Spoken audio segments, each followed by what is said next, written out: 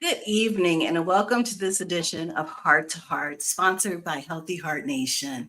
Healthy Heart Nation is a nonprofit organization that is committed to eliminating disparities in our communities in the areas of health, justice, business, and education. And tonight we are joined by our Justice Committee Chair, Devonna Roseberry, and she is going to bring us this special session. So welcome, Devonna. Thank you so much for having me. My name is Devonna Roseberry. I'm the chair of the Justice Division of Healthy Heart Nation. Very happy to be here this evening. November is National Adoption Month. And so today we bring you a program around the issues of adoption and the kind of the outlying issues. I have a saying that I like to say, which is adopt if you can't adopt, foster if you can't foster, then mentor. So basically, what that means is as a family law attorney and an adoption advocate, I am asking people to be involved in the life of a vulnerable child or a vulnerable youth. So today, that's what our program is about. Fantastic. So we're going to bring to the stage one of our guests today. Her name is Renee Bradford. And so Renee, can you introduce yourself to everyone tonight? Sure. Thank you so much for the opportunity to be here. I am Renee Bradford, as stated. Professionally, I work in the IT world and manage alliances and partner vendor programs for a company called Soft Choice. But my other passion is definitely mentoring and working with not only children outside of my family, but any children at all that I can, and especially women and young girls. And I'm also an author of a book called Nothing Wasted, which kind of chronicles my experiences from childhood, which include being a part of the, I'll call it, foster care system, which is a big part of my life. Thank you so much, Renee. And we're going to bring Gary onto the stage now. And let's add him to the stage and let's get him off mute. There you are. How are you, Gary? Thank you for joining us today. Can you tell us a little bit about yourself? Yes, my name is Gary Davis. I am the founder and the executive director of Next Level Boys Academy, which is an intensive mentoring organization for young men ages 5 to 25. We have several programs within the organization, but one of our most innovative programs is our diversion program, which is an alternative to incarceration for that young African-American male who's arrested for the first time. And so on average, we divert about 100 years of prison time a week. Fantastic. Wow. Fantastic. All right. Well, we're going to go ahead and get started with our discussion around this, what you all are doing and advocating in the community. And so, Devonna, I think you may have a couple questions. Yes. So I'm going to start with, I have questions for everybody. I've been, first of all, Renee, I just finished your book a couple of months ago. which was an excellent read. So I really just want you to kind of give an overview of your time in the foster care system. I work as an attorney. I represent parents or prospective parents who are adopting children, but I also represent parents and children who are involved in the foster care system. So I kind of see it from all sides, as well as being an adoptee for those who may not know, those in our audience. So I kind of see it from all sides, but I would like for you to just kind of give us an overview of your time in foster care, maybe how long you were in foster care, what that was like, and how you came to get out of the system. So thank you, Devonna. So mine is a true story of a family situation. Just many things that went wrong, like a lot of foster children, right? My mother turns out she was a beautiful mom for 9 years. And then she started suffering from mental problems. And we watched her one day being taken away. Then from there, we hopped all over around. As you know, I call a lot of parents, especially in the Black community, a lot of people, we hopped around. And then we eventually ended back up with my father. So we spent time with him. And then he just was like, I'm out, right? He couldn't do it anymore. And he literally drove us to social services. And so that's how I ended up in the foster care system, me and my brother. And I would say back then, it was more of an environment, almost like a campus type foster care environment. So kind of a group home, maybe a group home. A group home. That's what in my mind, I call it like, that's what I thought of. It's like a group home. I was treated very nicely there from my memory of all of it, nothing terrible.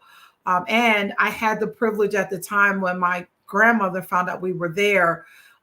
She thought she could just come get us, but of course, that it's not done that quickly. So we were able to do some visitations, which kind of helped keep me sane, from knowing, okay, I'll see my grandmother, once a month. There was always the promise of, we're going to get you out of here.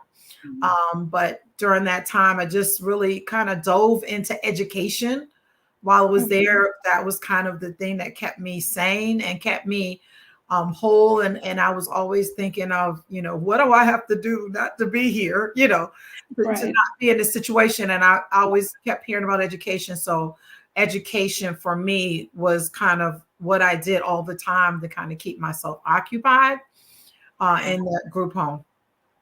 And your story was your father brought you to this facility and he told you that no one else wanted you. Yeah, he didn't bring us to he brought us to, I guess what you would call, it was called social services, right? So there's in between. Kind of to the office, basically. Yeah, I was going to say it was like an office. And then from there, once I'll call it social worker kept asking us, once he dropped it, he left. And the social worker kept saying that, well, who can we call? But of course, my father told us the whole way there, nobody wanted us. So once we got there, me and my brother said nobody. Right. And so we went through the system, and just one fateful night, I'll shorten it up. My brother we went to a good old payphone snuck to it because you really weren't supposed to. And when we called my grandparents and heard their reaction is when we realized that no one knew where we were, and no one had said that they wouldn't take us. But we're kids. We were going to believe it. Absolutely. Absolutely. It's interesting that you say that. When I first started doing the work that I'm doing in the foster care system, it was pretty common that if I was representing a parent, that when I asked them, do you have any family members who would be willing, they would just say no. And what I found was, I was kind of new to it, but as I practiced more, they didn't want anybody to know. So they didn't want their grandmother, their aunt, whomever.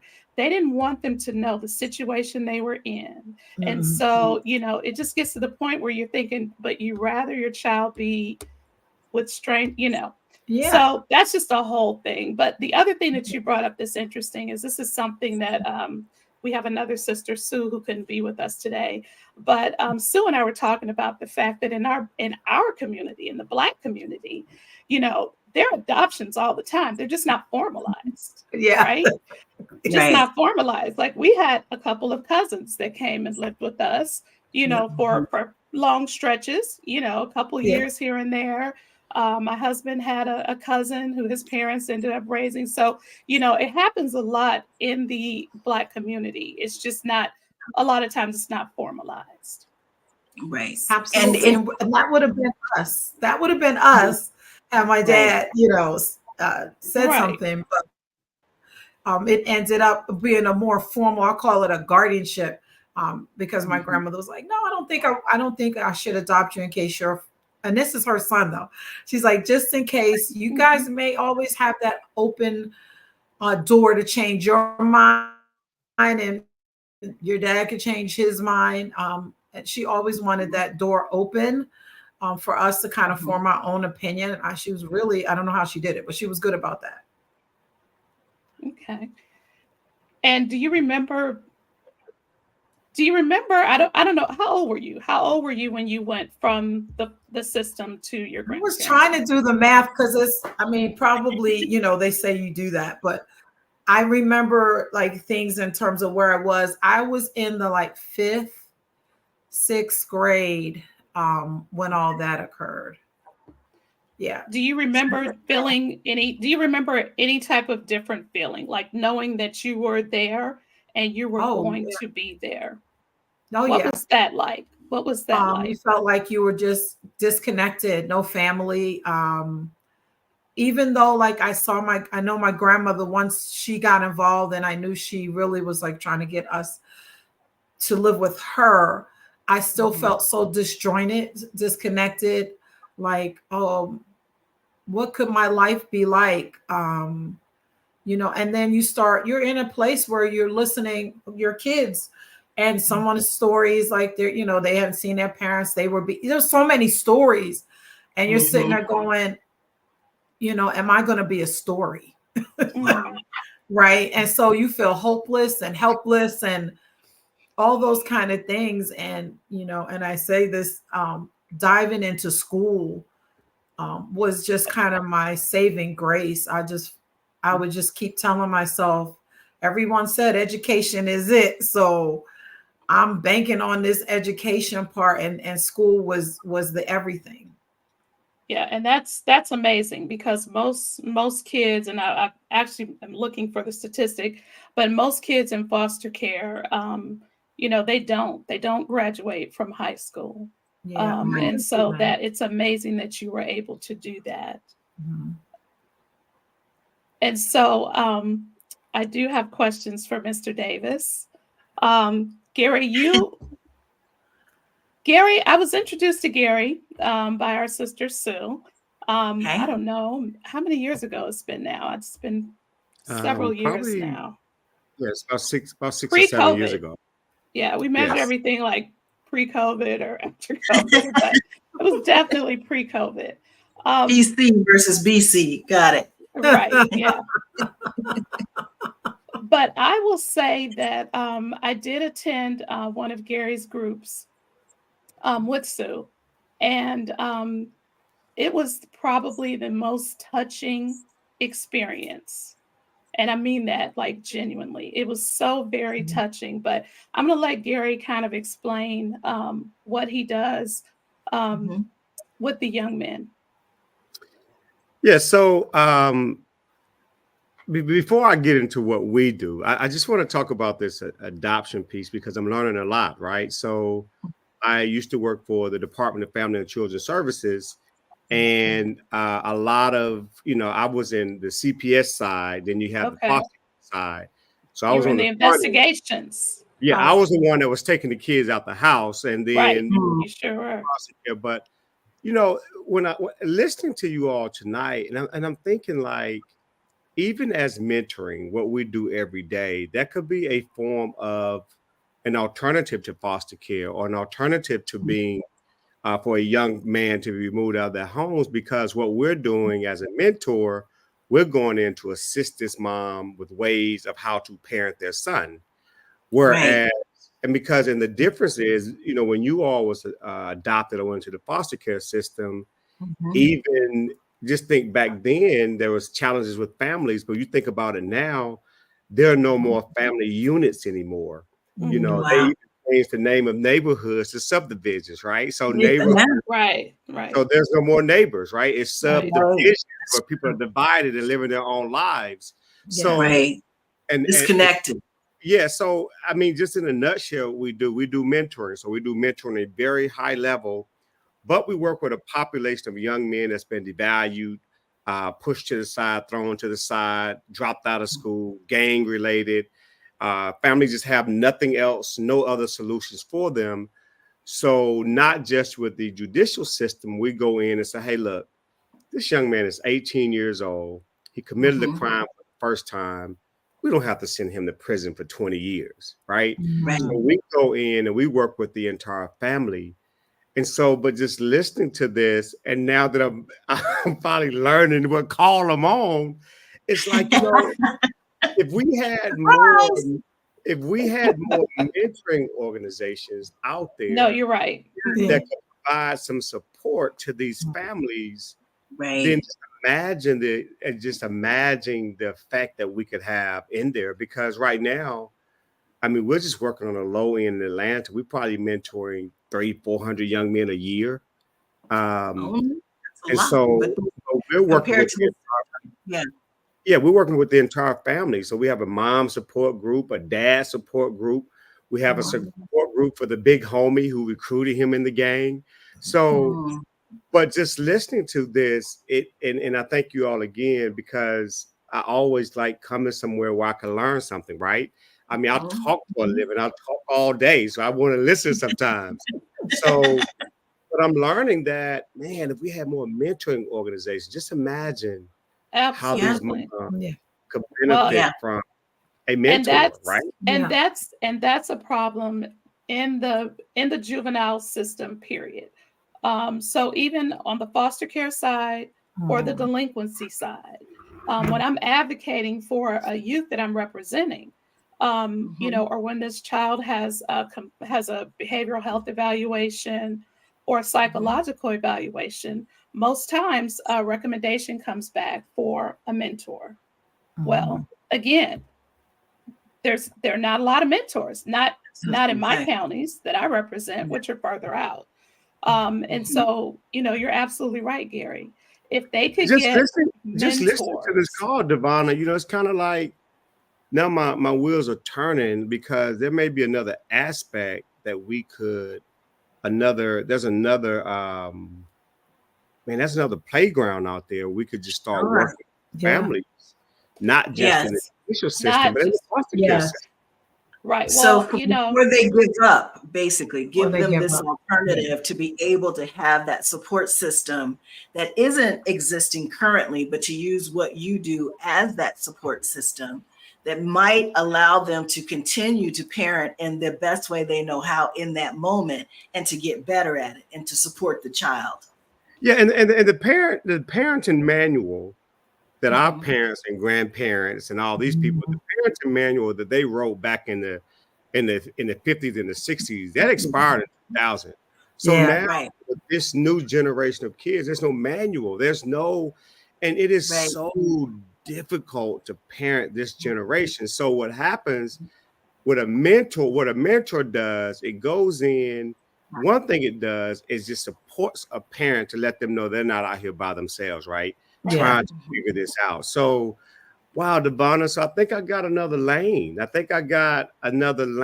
To create into that foster care system. I love it, because, well, it's so much that I could go into here, but yes, absolutely. I mean, I literally have stayed up nights thinking about how can we, because my thing is, what you're saying is, how do we stop this from happening, right?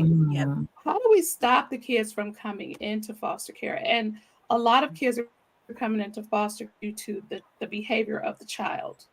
Mhm. right? It's not just that parents have, mental health issues or substance abuse issues.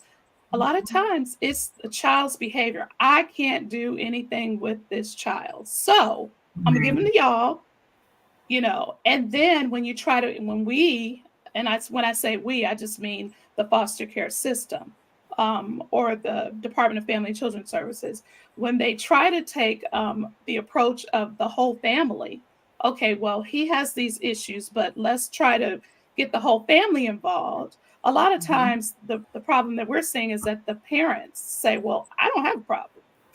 Right. He Yeah. has a problem or she has a problem. So fix So they're her, not- fix him. Then they can come back home. But I'm not doing family therapy. I'm not doing this, that, and the other. So they So don't it's a want to look at lot. collective. But like in terms of Renee, like if you look back at your situation, do you think that if your dad had some kind of mentoring support, that things might have turned out differently, or was it a little? You know what? I do believe that, but I also believe that, he was in a situation where he's just like a fish out of water. Back to those days where, my mom was 15 and then had my brother and then me at 17. And I just think my mom, like a lot of Black women, was just like, these are my kids, I'm gonna figure it out. And my Right. dad was never really ever there. And my mom began to feel like her family had an image of what she should be. So it was the pretend like she was raising us with a husband, but she wasn't. It was just Right. us. And I always remember these talks right before we got to my maternal grandmother's house, like, don't say nothing, those kind of things. And so here Mhm. she was stressing herself out, in my opinion, right? Trying to be Right. perfect, put on this image, and then it just fell apart. My dad not being anywhere in the picture. Anyway, mentoring would have helped him just to realize, this is hard. It's not Yeah. easy. And Mhm. even if it's like, okay, I can't do that. Okay, well, let's go talk to some family members and see if there's another way we can do this, maybe as a team, which would have Mhm. prevented that situation. I think it was Devonna just said it, like a lot of the parents don't, they have a pride around it, or they're like, I want out and I don't want to have a conversation and I don't want everybody to know. They're going to say no, or whatever Yes. you think, right? So I definitely think that mentoring angle is absolutely critical. Right. Agreed. Gary, can you kind of give us an overview of what one of your Saturday sessions looks like? Yes, I'll do that without losing the audience. Imagine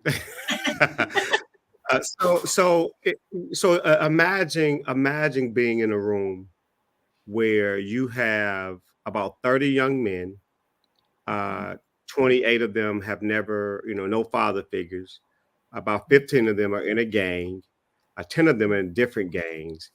And in the far back corner, you have a group of mothers and fathers who are sitting in listening firsthand as to what their sons are going through, right? And so now the young man gets a chance to express his frustrations at home to me in front of everyone. And so this mom is learning from the mother next to her, you're not alone. And what we try to do, it's all about effective communication, right? I think one of the things that, and you all know this, when right that stage right before they call, come get them, I can't do nothing with them. Mhm. I think it's both parties don't feel like they're being heard or understood or disrespected, right? And so Right. what we do in this setting is that we just control a lot of chaos because it's chaotic, right? It's chaotic because there's no agenda, there's no PowerPoint, there's no any of that. So imagine you get a chance to go into this room and you express how you want to feel, whatever language, how loud, how whatever, in front of your parent that you can't Right. say at home. And so we bridge that communication gap because not only does that lack of communication or that breakdown of communication lead you into foster care, but also into the justice system. So Yeah. we try to bond and communicate that. So it's just 2 hours of controlled chaos, everybody expressing how they feel. A mom can say, well, you don't understand what I go through. And the bottom line is everybody's leaving on the same page because you were just heard. Now, when you get it to a point where a young man and a mom, when a mom just say, I can't do this anymore, Gary, you need to do something with him. And I would say, well, tell me what you've done so far. Well, I put a roof on his head. I work hard every day for clothes. Right. That's your responsibility. That's Right. parenting, right? Right. Children don't respect nothing that they don't own. I don't have to pay the bills here. I don't have to respect this house. I didn't buy these dishes. Why have to wash them? I didn't buy this bed. I didn't buy this sheet. So we just do this. So I wrote my first book, and I think Devonna may have purchased one. I did. I was going to ask you to go into your book. Yeah, and it's called Raising Him Without Him. Mm-hmm. And what it is that it's just a very detailed, quick plane ride from here to New York. You can read it from here to New York on the plane. And it just gives a mom an understanding of her son. Okay. And the problem that we're having in the world today is that people just don't know how to parent their kids. And very fast, I just want to go back to like what you said in terms of this 2-hour chaotic environment that you are allowing. I think that what is really important is that you have support. So, I know a lot of times, like when Devonna and I, or my brother, we're talking to my mom about certain things, she feels alone because she feels outnumbered. So you're creating an environment where the mothers and fathers have someone there that can relate to them, and the kids have some people there that can relate to them. And so I think that trust area allows and fosters the opportunity for people to be straightforward and honest about how they're feeling and some of the challenges that they're facing, where at home they don't necessarily have those safety nets. Yeah, it's the young men in there that's telling the other parent, this is why your son is doing this. This is what I suggest you not do, because you got an age range of 11 to 25-year-old young men. Wow. So you may have a 17-year-old who's talking to 11-year-old parents and, hey, if you don't do this right here, he's probably going to join the same gang of men. So, and what happens is you say it's controlled, everybody's heard, everybody's understood, everybody's respected, because the bottom line is this. One of the most challenging things that you can experience as a parent is when you think you're the only one that's going through it, right? And Devonna and Renee talked about earlier that in our culture, it's one of those things where everything is a hush hush. We don't want anybody to know. Right. Now they view mentoring as counseling. Who wants to admit to being crazy to go to counseling, right? So we don't need it in the first place. Right. Listen, I need it. I'm gonna tell you, everybody could use some counseling, a session or two. Nothing wrong with it. Amen to that. And so we're getting away from the word mentoring. We're just saying coaching. I do coaching parenting. I do coaching classes where I'm just bridging the gap. And these fathers out here, man, to all the dads that's watching this, man, listen, from a man to you, it's difficult because very few of us expect to see a family with the women that we meet, right? We're attracted to the woman and not the family. So a lot of times with men, it's so easy for a lot of men to just walk away because they never envision a family with this woman. So to all the brothers out here watching, man, just tap in with your kids, man, because you all could solve about 95% of the issues that we're having specifically with these Black boys nowadays. So, man, just swallow your pride, man, and tap in with your kids, man. That's just my thought to you. Matter of fact, hit me up. Google me. I think I made Google now, right? Right? Did I define them on Google yet? I'm about to Google you right now. I know you're on Google. I know you're on Google. You got to be on Google. So I run the Next Level Boys Academy, which is a mentoring organization in Atlanta. We mentor a lot of young men. We are very connected in the city. The mayor of Atlanta was once one of our mentors. We are now, I guess it's safe to make this announcement that for the past few months. We've been getting footage on us. So Paramount, CBS, and some other places about to do a documentary on myself and the organization. Fantastic. Yay. If this gets out, I'm going to tell them that you all said it. And but and I have to say this very modestly, right? And Devonna saw it. We do mentoring on a total different level. Now, this is not your mentoring organization. We meet at McDonald's and have a Happy Meal.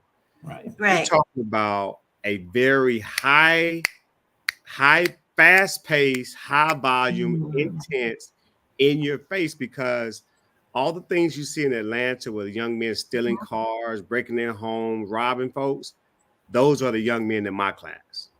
Okay. So nobody in here is heading to college. All right. So nobody's in here. Yeah. No. Yeah. Well, no, listen to me. No. They're not going. So He said okay. no. He said No. no. Okay.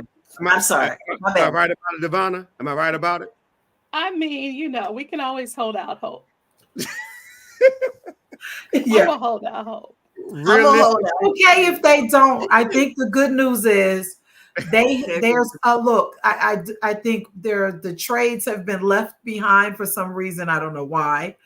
And I think if we could even get some of these trade school type situations, your auto mechanic, your hairdresser, your whatever, all put back either in a school or in schools, that would make a huge difference.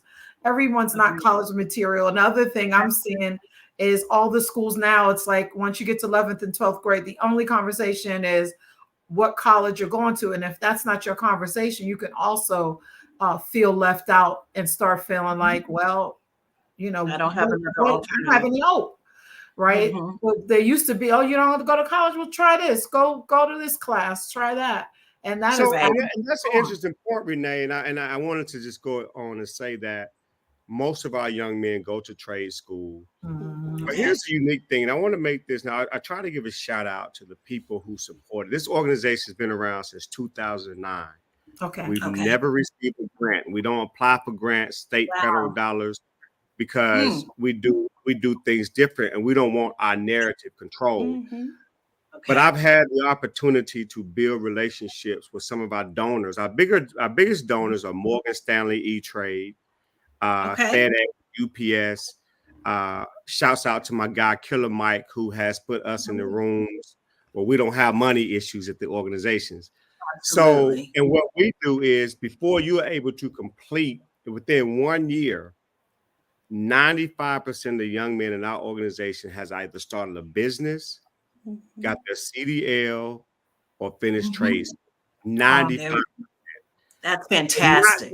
They're not going to college, but what they will do, they'll get a certificate, they will get their CDL, and we have over $100,000 scholarship budget for any young man that wants to start, who wants to start business and all that. So you're absolutely right, Renee. Trade school is the answer. It is. Yes. Absolutely. Yes. And so if I'm a mother and I have a son, and I'm interested in having him in your program, what are the steps? What would I need to do? Well, first you can go on the website, nextlevelboysacademy.com. And so they're going to set you up. You will get a number, and you'll get this preliminary conversation from someone, and then they'll direct you to me. And you have to be open to what you're doing wrong as a parent, right? We're just not going to beat your son up, because kids live what they learn. And so it's very, very detailed. And then I will connect you with a mom support group. Your son will be with us 3 days a week, and he will be assigned a mentor. So we're the only organization that mentors every day but Sunday. So we're hands-on. You don't live with us, so we hands-on. So I would just go to the website, and you follow us on all social media, Instagram, Facebook, all the other stuff my kids got me on with a TikTok. You can follow us on that. And here's the thing: we respond to 99% of our messages within an hour. So we have an amazing team, and it's like we're running an emergency room, because we know the need. And volunteer with awesome. us, man, we're talking about 24 hours a day. So we Yeah. have an Y'all working like Chick-fil-A over there. Y'all got the Chick-fil-A line thing going we don't have down Chick-fil-A pat. money, but we got the Sunday. Chick-fil-A customer We service, don't have a right? Sunday closure though. Yeah. Oh, wow. No, so we got people that's monitoring this 24 hours a Wow. day. And so, but once you have that opportunity to get with me, and then I do coaching sessions with parents. I mean, and I work with parents from all over the US. Wow. But I've just been blessed to have people like Devon and Sue who's come into my circle and connected me with some amazing people. But I have to Yes. say, the relationship, how this organization got into the courts was by the current Fulton County DA, Fonnie Willis. So 7 Okay. years ago, she saw a need and she put it in the courts. And I mean, you look up now and it's like, wow, I remember in her office and now you prosecuting who? So she gave us an opportunity, and this is what I do full time. So I don't have a 9 to 5 and do this when I get time. And I've been Yeah. doing it 12 years. I put in That's well awesome. over 40,000 hours of mentoring time At myself. least. Yes, And ma'am. how do you manage that? How do you keep yourself from burning out? Is it the passion that you have for it that keeps you motivated? Yeah, when you have a passion for something, it's there's no burnout, right? Because Right. Right. I mean, I do take mental breaks. I have a family, I have a beautiful family, and so there are breaks that I take. But I mean, I live, sleep, and breathe this, and Yeah. this is honestly what God has called me to do. I grew up Yes. as a pastor's kid, so my dad is a pastor, my That's brother's awesome. a pastor. Both of my sister's husband is a pastor. I can't do no church because I Can't cuss. get away from it. He cusses. You're He doing cusses. better than church. You are the hands and feet of Christ. It's You're living in your the- purpose. You It's are God. living in your purpose. You are Christ in action. You know, a lot of people can talk. Absolutely. I Yeah. am definitely going to shout out to Pastor Creflo Dollar, who is another Oh, one of our yes. biggest donors and supporters. Yes. Okay. But Yes. I am going. God has given me the ability to do church a new way Right. because I want to create a ministry where a mother can bring her son and they all get healed. That's And right. so right now, we averaging 200 or 300 people a Saturday. These are mothers and their sons that are Wow. getting up on Saturday mornings and coming to fellowship, man, and just hear me Yes. for Oh, 2 wow. hours. Here- cussing. They listen. It's an amazing experience. It's very emotional. Bring your tissue. I think my oldest son came with me that day too, and I Wow. think Does he still talk about it? his eyes were this big when he kind of left out, and no, because he's my child, I know that means like, wow. Oh yes, oh yes, he does. Yes. Yeah. And he has plans to speak with you about becoming a mentor. He has a little one now himself. So with your son, and I remember your son. So right now, at 7 o'clock, at 6 o'clock every Friday, we have a program called Our Space. Okay. And that's for that elementary age group. And it is growing bigger and bigger. So that's that population of mentors, such as Devonna's son, who not really ready for them boys in Atlanta that's about it. Oh yeah. We got a space for him on that Okay. Friday program. And it is growing, man. I mean, this is your kindergarten, first grade, second grade, third Right. grade. So we're going to create a church, man. It's going to be, just remember this. I will have the only church in the world where Black boys and Black mamas coming together in the name of Jesus. So y'all remember that day, okay? Can we get You said it here first, everyone. Healthy Heart Nation. He said it here first. Oh, send us an invitation. Wait, here's another But question I have for you. Go ahead. But Vinay, I really would like for you to come. I know you're in Alpharetta. I want you to just come and just try to just And join don't us. hold it against. Wait, spoiler alert. I have been to Creflo's church a number of times.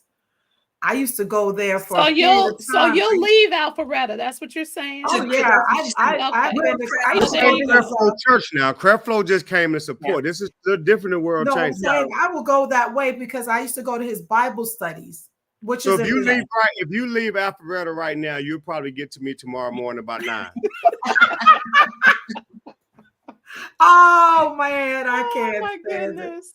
You Yeah, voiced it's my way family. out there. It's way out there. But you guys are also meeting because your Saturday Well, Mhm. you do what, half of the month in Union City, and then the Yes, other half in Atlanta. yes, we have with the partnership. Mayor Dickens created us a space in Mhm. Atlanta so we can provide a Mhm. service in Atlanta. Oh, And you awesome. got to think we're also virtual, so you can watch this from home. Nice. Oh, Very We good. wow. have about 200 or 300 people a Saturday just on Zoom that's watching from all over the U.S. Well, let So me tell you something about that. If you get on Zoom, if you get on virtually, you better be prepared to say something, because I don't know how he does it with all the young men in that room and their mamas Wow. and all the mentors. He will see you jump Wow. on Zoom and call you out. Oh, So that's just be prepared. well, I would, fantastic. Well, we've got about 5 more minutes left on this discussion, and we were going to wrap up a little earlier today. But so in closing, Renee, is there anything that you would like for us to keep in mind as we wrap it up, and your experiences and all that? Can I Yeah, add so something to Oh, that? sure, sure, Yvonne. absolutely. I want to make sure that this program is about the importance of mentoring, the Yes, importance of good foster care yeah, families, the importance of good adoptive homes. So yes, if you guys could speak to that in your closing. absolutely. That'd be So in my great. closing, thank you so much, Devana. Um, I had told Devana and also told Danette, like, to anyone listening, if you are in a fostering situation and you have teenage children and you want to motivate them, please reach out to Danette or Devana. I am sewing my book into those situations, right? I want you to know I've been where you are and there is a better life for you. You have more in your control than you think. You can't control what's out of your control, but what you Mhm. can control is what you do and the steps you take. And I would gift seed my book into you to read it just to motivate you to know there's better times ahead, and then you'll turn around and be a mentor. So my mentorship is around that, or any speaking opportunities, to make sure that children know and parents know there is hope. There is hope. There is hope. Thank you, Renee. Thank you, I Renee. And tell the Gary? moms out there, mothers or fathers or parents out there who have a son, and you're just in need of some additional support, Mhm. because it's hard. I mean, everything in this world comes with a manual, with the exception of raising a child. And Amen. so Yeah, we just want to be that manual for you, because we just want to bridge that communication gap where you two can mhm. understand each other. And just contact us. Just go on the website, nextoverboysacademy.com, and someone Mhm. from our team has been demanded to reach out to you within an hour. That's fantastic. Amazing. That's amazing. All Thank you right. Well, guys. Devana, I will leave it to you to close us out today for this wonderful programming that you have brought to Healthy Heart Nation. First of all, I don't even want to stop the conversation. Like, it's so amazing what Renee's doing, what Gary's doing, just absolutely amazing. I thank you both for your service. It's much needed. I think this conversation could go on and on. We are all passionate about our communities. We're all passionate about families. I like to say healthy families. I'm an advocate for healthy families. Yes. As an adoptee, I was adopted. It was what was supposed to happen for me. Mhm. And it was a great thing. I was adopted into a loving home. Probably was in foster care maybe 6-7 months, something like that. I don't know. I was a baby. But, so I know the need for good adoptive homes. I see the need in my daily work for good foster homes, foster care homes, foster parents. And also, to add something else to that, people think they have to be a foster parent. It's long term. You can be a respite care provider, which means you're Mm. providing, you're kind of like backup for a foster parent if they have to, if they're going on vacation or something like that, or an emergency arises. And then certainly the mentoring piece. It's definitely a huge need for mentors Mhm. in our community. So I thank you all for bringing or shining a light on this and bringing your talents to this situation. And I hope we can do this again. Yes. Thank you. You all let me Fantastic. know. Thank you Thank all you. for joining us. And Anything I can do to help. go to our website, myhhn.org. And you can also get more programming on our YouTube channel, which is Healthy Heart Nation. But we want to thank our special guests, Gary Davis, Renee Bradford, and our special co-host, Devonna Roseberry, for this wonderful session. We meet and we present every third Friday of every month. So we look forward to seeing you next month. Thank you. Thank Thank you. you.